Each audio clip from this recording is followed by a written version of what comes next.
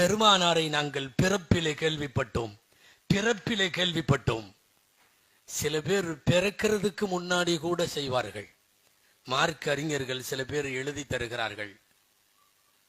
நீங்க இது புகாரில வருதான்னு கேட்க கூடாது. நீண்ட கால அனுபவ பாடத்திலே சொல்லுகிறார்கள்.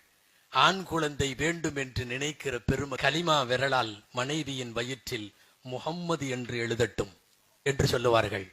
ஆண் குழந்தை பிறக்க வேண்டும் என்று பெருந்தவம் கிடப்பவர்களுக்கு சில அறிஞர் பெருமக்கள் இப்படி எழுதி தருவதுண்டு. உள்ளே இருக்கிற போதே முஹம்மது என்ற